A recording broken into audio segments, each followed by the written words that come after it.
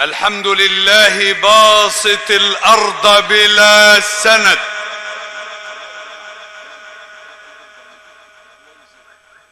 الحمد لله رافع السماء بلا عمد،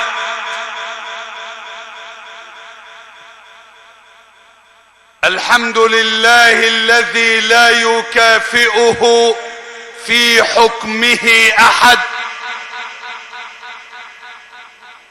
الحمد لله الذي قال في حق نفسه قل هو الله أحد. نحمده على حلمه قبل علمه،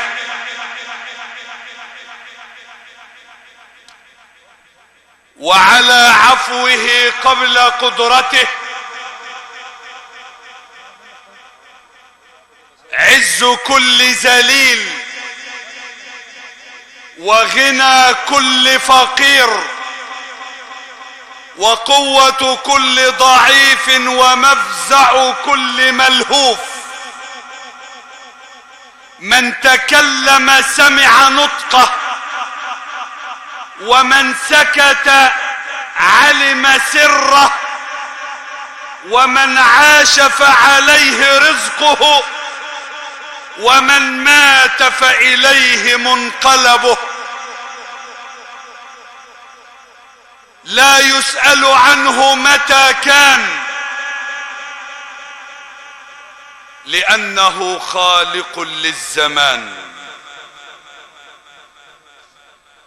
ولا يسأل عنه أين كان، لأنه خالق للمكان، ولا يسأل عنه كيف كان،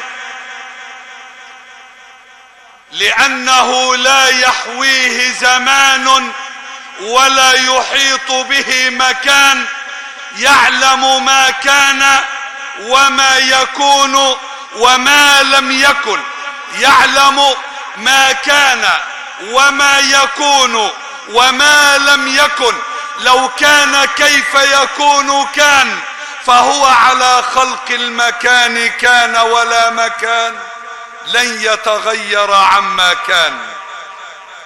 فسبحانه سبحانه، وأشهد أن لا إله إلا الله وحده لا شريك له، شهادة بها نحيا وعليها نموت وبها نلقى الله.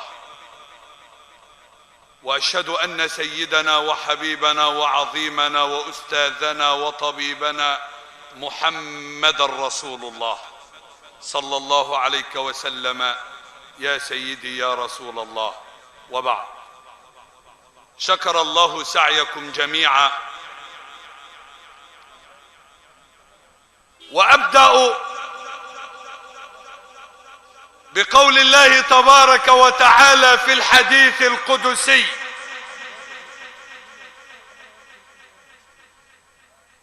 لا إله إلا أنا مالك الملك وملك الملوك، قلوب الملوك كلها بين يدي،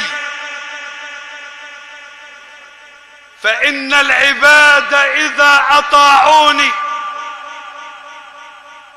حولت قلوب ملوكهم عليهم بالرأفة والرحمة، وإن العباد إذا عصوني سلطت قلوب ملوكهم عليهم بالسخط والنقمة فساموهم سوء العذاب.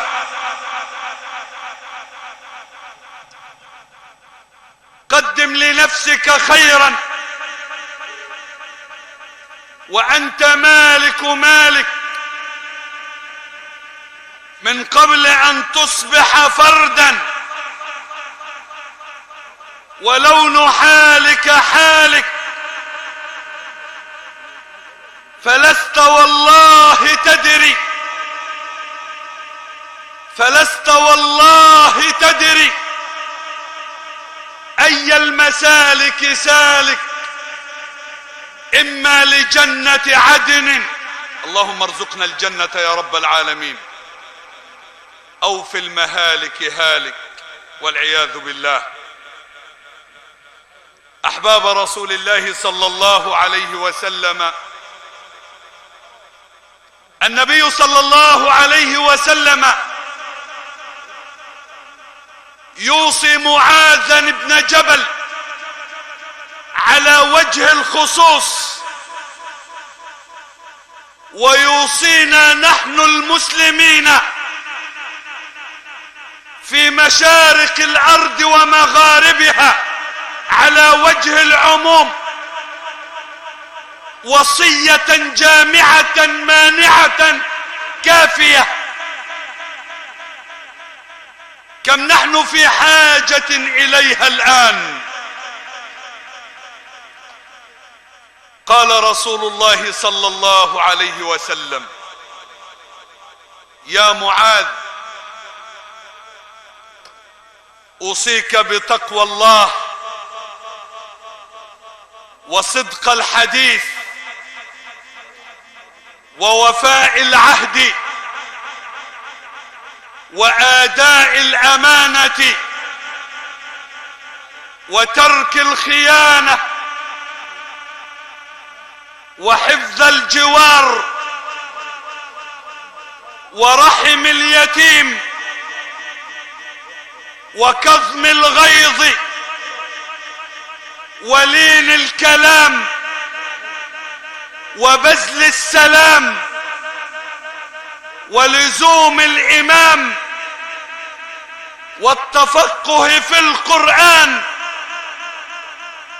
وحب الآخرة وحسن العمل وقصر الأمل. وأنهاك أن تشتم مسلمة أو تصدق كاذبة أو تكذب صادقة أو تعصي إماما عادلا أو أن تفسد في الأرض. يا معاذ، اذكر الله عند كل شجر وحجر، وأحدث لكل ذنب توبة، السر بالسر والعلانية بالعلانية. الله. دع الأيام تفعل ما تشاء. بالله عليك ركز بس في الكلمتين دول، لعل القلب يستفيق. فكم من موتى سبقونا، وكم من أناس رحلوا عنا، وما زالت قلوبنا ولا حول ولا قوة إلا بالله العلي العظيم إلا من رحم ربي في غفلة. تشربت قلوبنا حب الدنيا. فاسمع، اسمع، دع الأيام تفعل ما تشاء، وطب نفسا إذا حكم القضاء، وكن رجلا عن الأهوال جلدا، وشيمتك السماحة والوفاء، وإن كثرت عيوبك في البرايا. اسمع كده،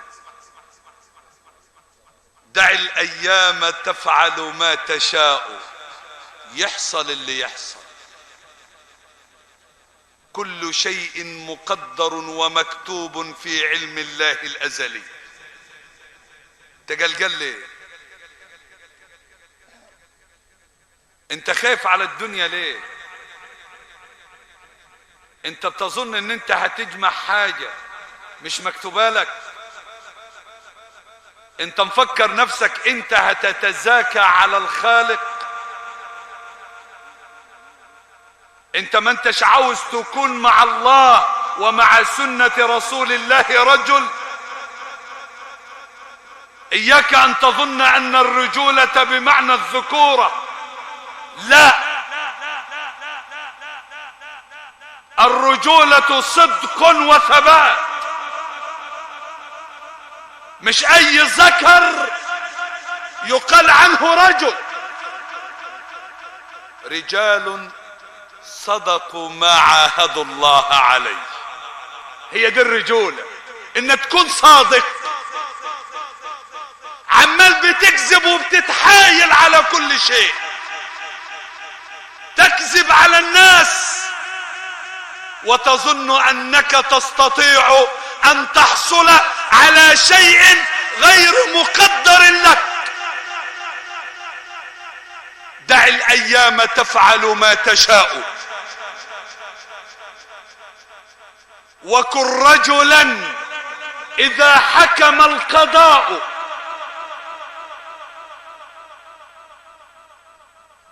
وكن رجلا اذا حكم القضاء، ولا تجزع لحادثة الليالي، فما لحوادث الدنيا بقاء. وكن رجلا عن الاهوال جلدا وجلدا، وشيمتك السماحة والوفاء. وان كثرت عيوبك في البرايا، وسرك ان يكون لها غطاء، تستر بالسخاء فكل عيب يغطيه كما قيل السخاء. واذا ما كنت ذا قلب قنوع، فانت ومالك الدنيا سواء. ومن نزلت بساحته المنايا، فلا ارض تقيه ولا سماء. اللي بتيجي ساعته انتهى. اذا جاء اجلهم، اسمع ربنا بدأ بيقول لك ايه؟ اذا جاء اجلهم لا يستأخرون ساعة ولا يستقدمون. طب اشمعنى ربنا سبحانه وتعالى جاب التأخير الاول؟ ومقتضى العلم ان يأتي الابتداء اولا ثم التأخير، لان الله يعلم مسبقا ان معظم العباد يريدون تأخير الموت. طب انت عارف ليه؟ علشان انت مش مستعد. والله انت لو مستعد والله لا تطلب الموت الان عادي. اللهم احيني ان كانت الحياة خيرا لنا، وامتنا ان كان الموت خيرا لنا. ده حديث النبي صلى الله عليه وسلم. ما تتمناش الموت، ولكن انت ما انتش مستعد. نفسك مش مستعدة. انت داخل جمعية هتاخدها كمان 3-4 سنين، وعندك امل هتعيش 3-4 سنين، وما عندكش اعتقاد ويقين ان نفس يدخل ماهوش طالع، ونفس يطلع ماهوش داخل. لا يا عم الشيخ والله ده احنا مقتنعين. لا، انت مقتنع باللسان مش مقتنع بالقلب. والله لو اقتنعت قلوبنا بأننا راحلون وأننا مفارقون، والله ما صارت أحوالنا كما نرى الآن. النفس تبكي على الدنيا وقد علمت أن السلامة فيها ترك ما فيها. لا دار للمرء بعد الموت يسكنها إلا التي كان قبل الموت يبنيها. فإن بناها بخير طاب مسكنه، وإن بناها بشر خاب بانيها. اللي هيشيل شيله هتتربك فوق دماغه، اللي عجبه الشيلة يشيلها. تاني باللفظ الريفي اهو.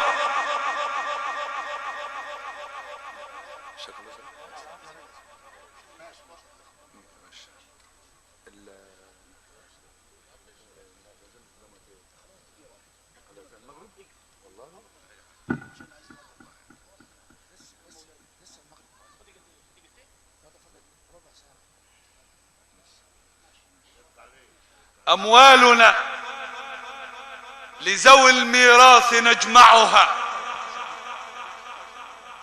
ودورنا لخراب الدهر نبنيها. كم من مآذن في الآفاق قد بنيت، أمست خرابا وأمسى الموت أهليها. إن المكارم أخلاق مطهرة، فالدين أولها والعلم ثانيها، والجود ثالثها والحلم رابعها والفضل باقيها. لا تركنن إلى الدنيا وما فيها، فالموت لا شك يفنينا ويفنيها. واعمل لدار غد رضوان خازنها، والجار أحمد والرحمن ناشيها. قصورها من ذهب والمسك طينتها، والزعفران حشيش نابت فيها. ولذلك النبي صلى الله عليه وسلم يوصي معاذ بن جبل. اسمع كده الوصية ديت مباشرة، وكأنها من فم رسول الله صلى الله عليه وسلم. لأننا عندما نتحدث نقول قال الله، يبقى إذن الذي يتحدث هو المولى. قال رسول الله، إذن استمع، فإن الحديث من فم رسول الله صلى الله عليه وسلم.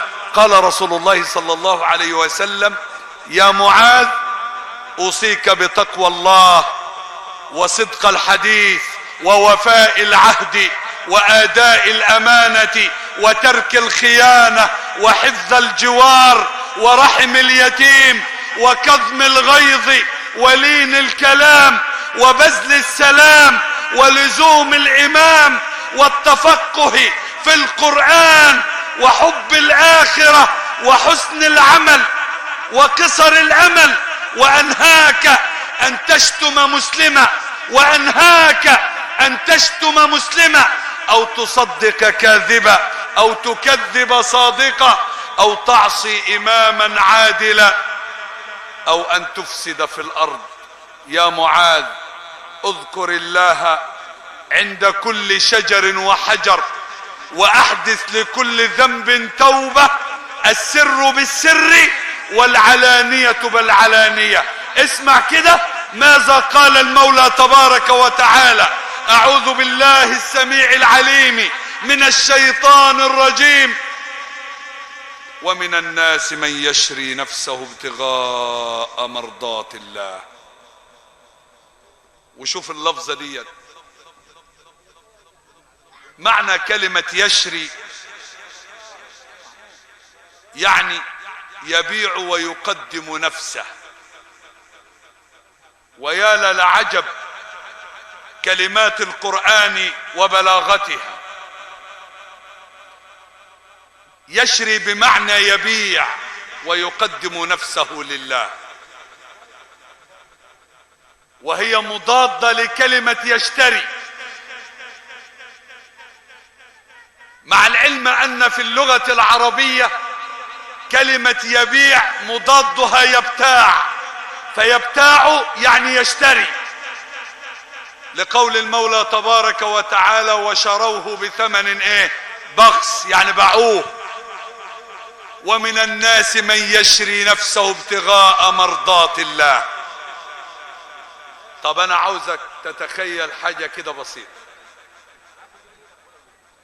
انت تخيل كده ان انت معاك ملايين، والله دي لوحدها تصدمك دلوقتي. ومعك من القصور ما شئت، ومعك اموال طائلة. بص اللي جاي، وفي حقوق بنات انت ما عطتهاش، وفي حقوق ناس انت وكيلها، وفي لحظة وضعت في القبر. انت متخيل اللحظة دي؟ الدنيا مغلقة عليك، انت عاوز ترجع، عاوز تدي الحقوق دي. اخوات البنات عاوز ندي حقوقهم، جيراني عاوز نطلع نحسن اليهم، ابويا وامي واخواتي، ابنائي اللي انا ظلمتهم، زوجتي اللي انا بنفتري عليها. انت متخيل كل ده؟ انا بنعرضه لك اهو في شاشة تلفزيونية، اول ما هتدخل هتلاقي ده قدامك. انت هتعمل ايه؟ هتقدم ايه علشان تطلع من المواقف دي؟ ربنا بيقول لك اهو من الناس من يشري نفسه ابتغاء مرضات الله والله رؤوف بالعباد. يا ايها الذين امنوا ادخلوا في السلم كافة ولا تتبعوا خطوات الشيطان انه لكم عدو مبين. خلي بالك، وانت مفكر ربنا سبحانه وتعالى ساب لك الشيطان لحد دلوقتي ليه؟ اختبار وابتلاء، مع العلم ان الشيطان نفسه هيقف بين يدي الله تبارك وتعالى. طب تسمع الحوار اللي هيحصل بين الشيطان وبين الله يوم القيامة. والعجيب يا اخي ان احنا كلنا عارفين اللي هيحصل وبرضه في غفلة. وقال الشيطان لما قضي الامر، الشيطان اللي بيتكلمه، ان الله وعدكم وعد الحق ووعدتكم فاخلفتكم وما كان لي عليكم من سلطان الا ان دعوتكم فاستجبتم لي فلا تلوموني ولوموا انفسكم ما انا بمصرخكم وما انتم بمصرخي. لا انتوا هتنجوني ولا انا هنجيكم. انت متخيل؟ هو ده اللي هيحصل. هيتنصل منك، هيتبرأ منك.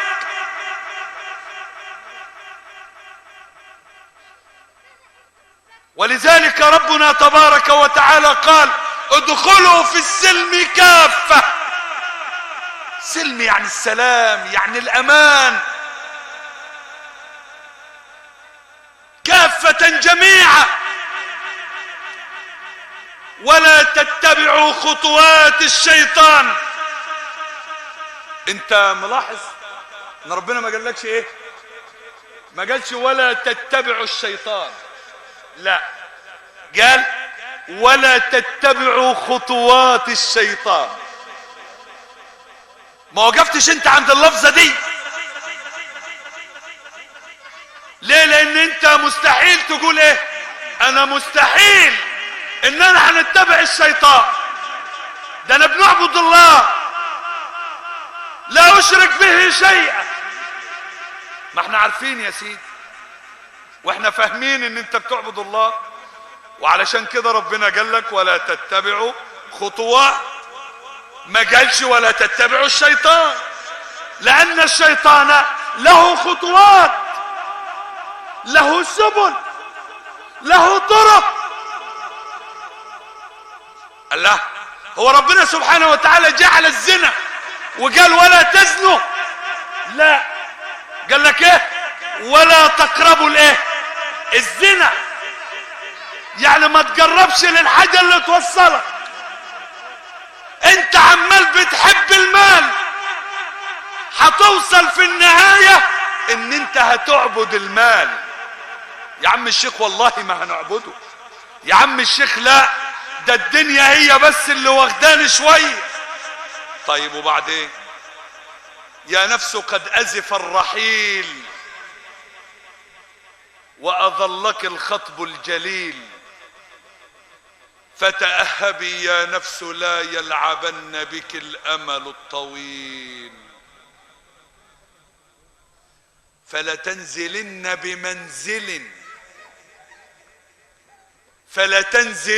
بمنزل ينسى الخليل به الخليل، وليركبن عليك فيه من الثرى ثقل ثقيل، قرن الفناء بنا فما يبقى العزيز ولا الذليل، والموت آخر علة يعتلها البدن العليل. انت متخيل ايه؟ ادخلوا في السلم كافة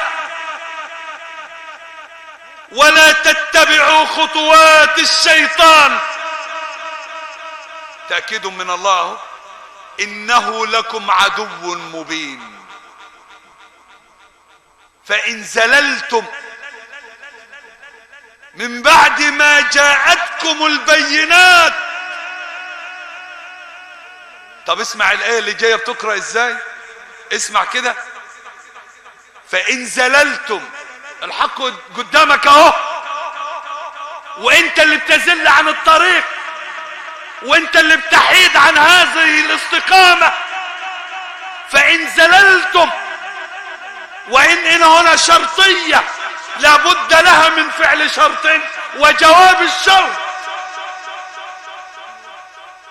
فإن زللتم من بعد ما جاءتكم البينات، شوف الجواب، وتأتي فاء تسمى فاء الجزاء الواقعة في جواب الشرط.